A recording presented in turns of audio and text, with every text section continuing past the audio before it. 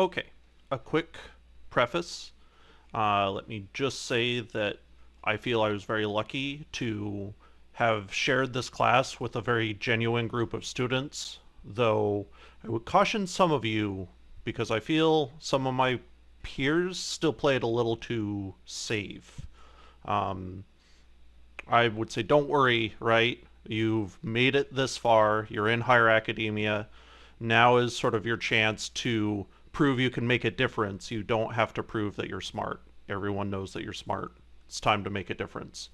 But truly, this has been a wonderful, albeit somewhat brief, homecoming to the College of Political Science. To the reader of my paper, it probably comes off more like a memoir or reflection than something from like the bleeding edge of academia. But just to show that I do care about academia, let me sort of splice in some of the research that I used for this project. But first, let's cover my exploration topic.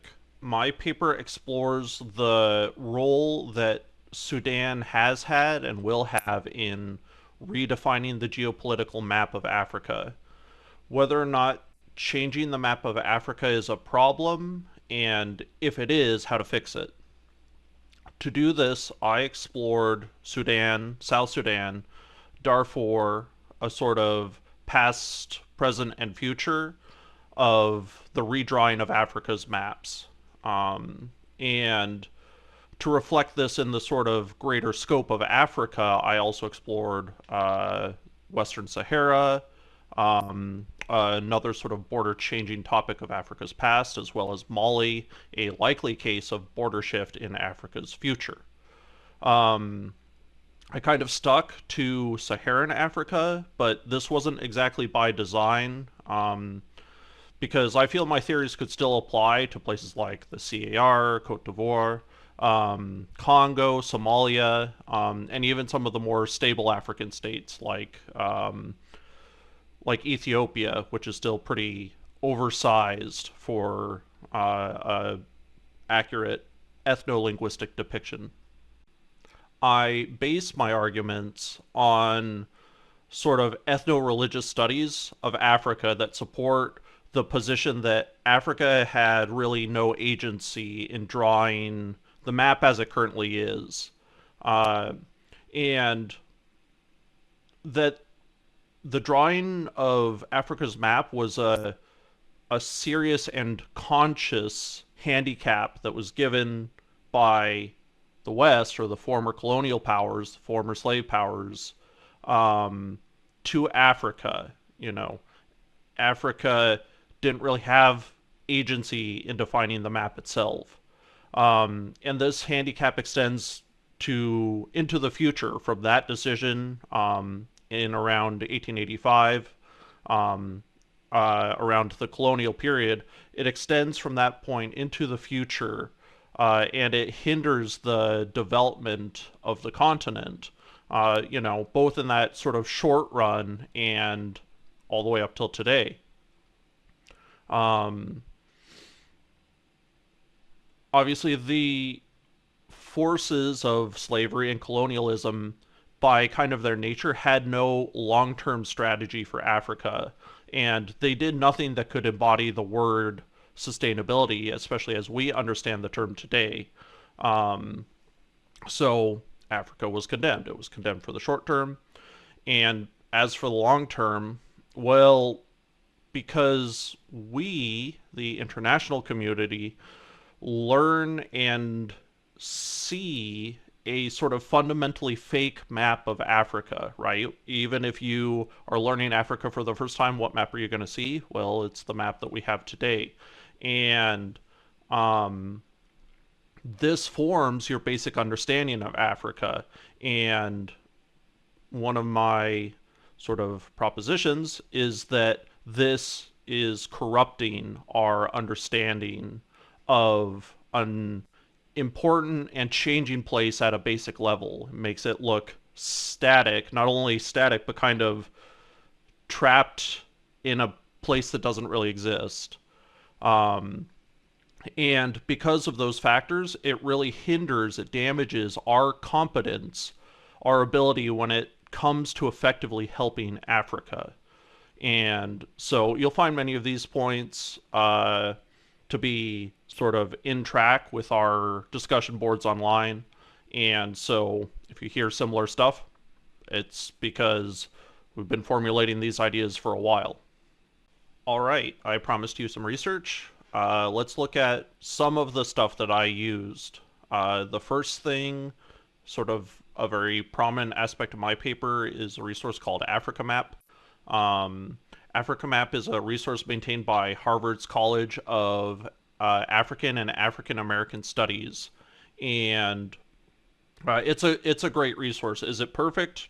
No, but is it like way better than sort of anything we had before now in a historical sense? Definitely. So I recommend checking it out, and we'll play with it a little bit. The UN. Now, the UN is far from perfect, but if an international entity is a kind of thing that can have its heart in the right place, the UN is as close as mankind has ever gotten. Uh, it's still one of the best resources for both preach and practice when it comes to diplomacy and conflict resolution in Africa. So I didn't hesitate to go there to find information. And the UN has, for better or for worse, invested a lot into Africa. South Sudan: The Untold Story by Hilda Johnson. Uh, Not too far from what I just spoke of. Uh, we had a couple of chances in this class to look at, I think it was like a book offering, but it was a symposium where the author sat and talked about what was in their book, but through doing so, you get a much, I don't want to say better or worse, but a different picture into the thought process of the author, right? That also exists for this book. So if you follow the link in the description, you can look at not just the book, but, or at least Bellevue Library gives us access to this book, and you can also see the symposium.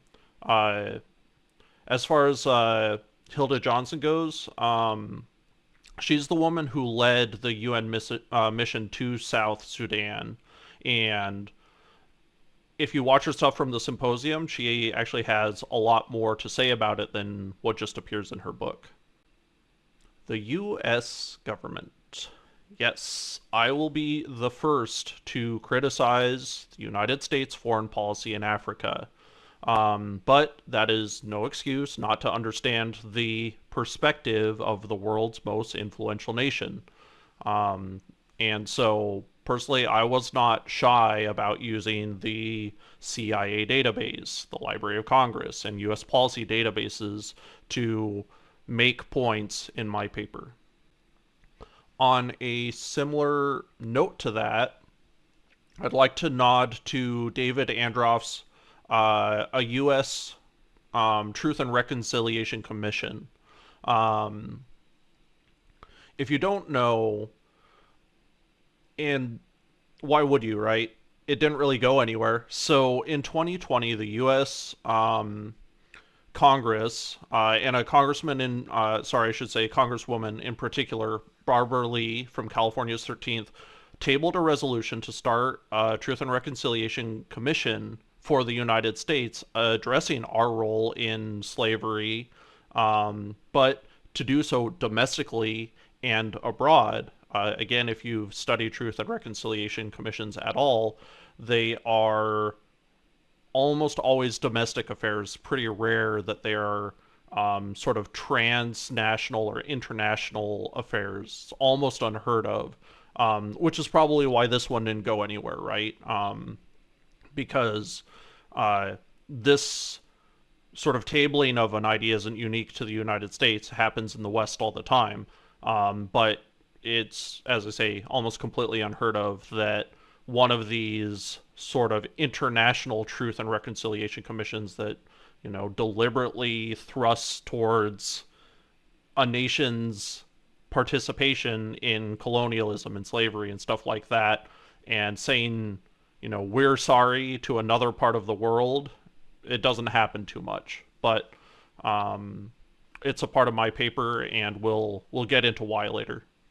Now, for the longest book title in history. I don't have a link for this because it comes directly from Bellevue Library. So I guess I'll say it slowly in case you want to write it down. But it is The Limits of Democracy and the Post-Colonial Nation-State, Mali's democratic experiment falters, while jihad and terrorism grow in the Sahara. Okay, this is a primary and secondary source book with a great deal of its information coming directly from Mali's leadership. It is up to you whether you want to trust the reliability of that particular narrator, but regardless, I do think it offers a particular perspective into the situation in Mali. I also hope that it highlights some of the lengths that I was willing to go to find out the truth about internal conflicts in these regions. And I would like to say it was enlightening, but at this point, I think the picture in Africa is pretty clear for people who study ethno-religious or ethno-linguistic politics. My points. Now we're getting to the good stuff. You've seen my topic, you've seen my research. Let me just quickly highlight the points that I made in the paper. Point number one, that it is a gross oversimplification to consider the internal strife of most of Africa's states as the sort of day-to-day counterinsurgency, counter-terror, security concern that we've been contextualizing these problems in ever since the 2000s. Point number two, the conflicts happening in Africa are happening at ethno-linguistic boundaries, just like you would see in historical Europe or Central Asia or the Middle East or any other part of the world. What confuses us, what is hurting our understanding, are the fake boundaries that are arbitrarily laid over these conflicts. The international community, it seems, pays attention to these borders, right? That's where their priorities lie, on these borders. But the combatants, the actual participants in the conflicts, don't. Let's look at some quick maps. This will be fun because we can use the real-time maps instead of the captured images, which is what I used for the paper. Here is an ethno-linguistic map of Sudan. Now, the image is so noisy that you can't really distinguish the borders if you don't know where they already are. So here, let me shift them on and off. Here's the sort of ethno-linguistic situation. Here's with the border on, border off, border on, border off. Okay, the three primary groups that I talk about in my paper are the Arabic, Nilotic, and Wadai ethno-linguistic groups. The situation in South Sudan. Coming first to South Sudan and the city of Juba. When you talk about internal stability in Sudan, you're really talking about the spheres of influence around three cities: Khartoum, Juba, and Omdurman. In 2011, South Sudan successfully broke away with Juba as its capital. Now, is there an ethno-linguistic reason for this happening? Well, you can see here on the map, roughly where the new border is drawn is the delineation line, not between rivers or mountains exactly, like how it was with the colonial cartographers, but along an ethno-linguistic line. Now, was this transformation perfect? Well, no.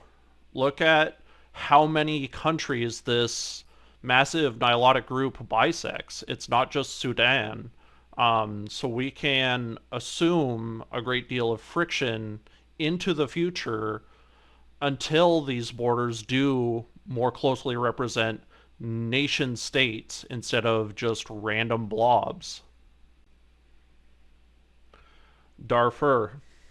Moving on to Darfur, we have a picture of what just happened in South Sudan, but to a smaller scale. You can see this large sort of Chadic enclave that juts into Sudan, and there's some evidence to suggest that this enclave was much larger, reaching as far as the city of Omdurman, which is on the opposite side of the Nile from Khartoum. I know from outer space it looks like they're very close, but if you think of like Buda and Pest or some of the other sort of amalgamated cities that grew together over time, this is something kind of like that. Um, Now, over time, those of Chadic descent have been pushed out of central Sudan away from Khartoum. The ethnic reality on the ground for Darfur is even more complex than South Sudan. And that is sort of more because of the situation in Chad than Sudan. Look at this. This must be a blend of 10 or 12 ethno-linguistic groups, depending on how we count them. And again, why is this important? Well, if people of different languages live in close proximity, if they cannot figure out a way to talk to each other, a common language or a common institution or a common culture, violence becomes an easy answer, especially when a place like Africa has functionally unrestricted access to small arms. Western Sahara. Western Sahara, if you're not familiar, is this charming little rectangle here. According to the map, it is cut off from Morocco, Algeria, and Mauritania, all of whom have had territorial ambitions for Western Sahara. Oh, and their sort of former colonial master de jure, Spain. How could I forget? Uh, because after all of this history, how is it that Spain is still even in the picture? Well, that's kind of a trick question because there hasn't been all that much history. Spain's direct jurisdiction over Western Sahara only ended in 1975. Isn't that crazy? It's like the relationship between Algeria and France, just even more recent. I apologize though because I get distracted. When the Spaniards got the boot, uh, Algeria, Morocco, and Mauritania all support the local Berber tribes, and this is happening on the international stage. So the Spaniards back off, uh, their colonial ambitions end, and ostensibly these tribes are going to fill the power gap. This is sort of the best shot that the ethnic Berbers had at independence. Um, Unfortunately for them, before independence talks could make it through the UN, and they made it to the UN, so they got pretty close to succeeding. Morocco made it clear to the international community that their intention was to annex Western Sahara. And of course, this sparked a big land grab. After the nomads were moved or were pushed out of the middle of the fighting, it was then Morocco and Mauritania that had at it. And now today, Western Sahara acts as a sort of weird purgatory that the international community has no idea how to define with lines on a map other than a rectangle where no one lives there or is represented there or owns. Mali. Okay, so here we arrive finally to Mali, and by now, I bet you can see why I could only fit 3 of these case studies in the paper. Um, And when it comes to Mali, unless you've been living under a rock considering that particular state and don't know anything about it for the last decade or so, it confronts existential abyss on a practically daily basis. And that's despite a real, genuine international effort, a real push from the international community to try and make Mali work. But again, just look at the shape of this place, even without any ethnic context, that'll come in a second. What a huge geopolitical challenge Mali already represents in terms of governance. Now let's look at the ethno-linguistic situation. Oh, I see. That's gone and made things worse. Mali really suffers from this knock-on effect that my paper is trying to highlight. That's happening all throughout Africa. Mali is being pulled apart at the seams by forces that really haven't been getting their proper respect. Probably because most powerful nations take it for granted, and that's ethnic homogeneity, the nation part of the nation state. Now, can you have countries that are ethno-linguistically diverse? Yes, through consensus, but it can't be made to happen artificially like what we're kind of hoping this African project is going to magically transform into. It can't be done through force or through money or by any other means. It has to be accepted. Even for places like the United States, where we have this sort of ethnic diversity, we still share institutions, we share a common language, we share a common education system to smooth out some of this cultural friction. And even us, we still seem to need to blow off steam every once in a while with the occasional mass shooting. Now, think about a place with none of these institutions, but the same proliferation of small arms, and that's the situation in Africa. What this all means. I think by now you already get the gist, even if you don't agree 100%. That's fine. It's all, we're talking about theory, we're talking about difficult, complex topics. What can we do about it? I asked earlier in this presentation if this was even a problem, and if so, how do we fix it?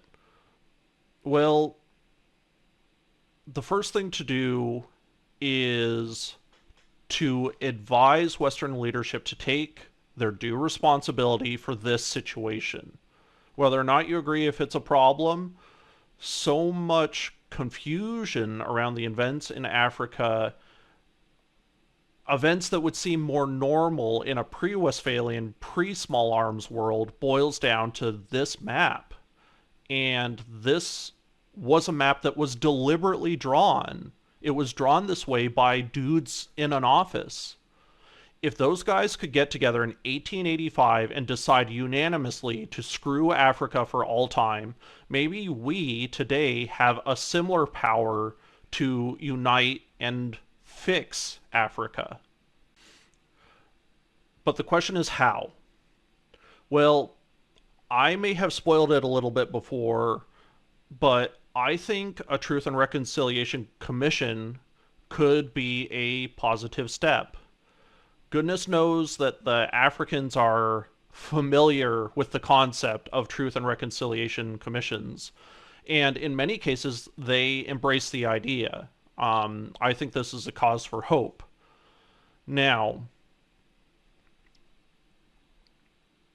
is it possible that there could be a Truth and Reconciliation Commission from the former colonial powers to Greater Africa? Well, this would imply a Truth and Reconciliation Commission of such scale, the likes of which we've never seen. But, as I said earlier, if the West can unite to break Africa, perhaps we have what it takes to clean up our ancestors' mess. In the conclusion of my paper, I go one step further. Of course, this won't come as a surprise for some folks who have already been sharing my discussion boards, but I recommend a unilateral withdrawal from Africa. Western interference has been so damaging and so toxic on such an insane scale. You think about how huge Africa is and how many people are so hurt by this colonial project, and it's been going on for such a long, unbroken period of time. And so I recommend to do just that. Enforce a break in the timeline, enforce a break in the trend, and give Africa what superficially has been promised: agency, independence. Yes, that means that we stop helping, right? But it also means that we stop hurting. And really, I feel it is time for the West to abandon its superhero complex, abandon this idiotic map that it drew for Africa, and stop applying these like international rules that it wrote itself to Africa as well, right? It's like we created the game, we wrote the rules for the game, and then whenever it suits us, we shift the goalpost. And Africa realistically has no chance of coping because of what a handicap it has. So I just say that we stop pretending that we actually do anything genuinely for Africa, and that it's not, you know, that it's not a heartfelt attempt to make the place better. Do these things exist? Of course they do. But the to help on the scale, or it's helping is such a loaded word. To be fair on the scale, to uphold our promises on the scale that we promised, that we said that we would for Africa, to give them back their freedom, to give them back their agency, the answer is to take a step back and just leave those people alone. So, that's what I wrote about. Fun stuff. I enjoyed it. I hope you enjoyed it too. Another loaded term, enjoy, but we're through it, right? We got through it together.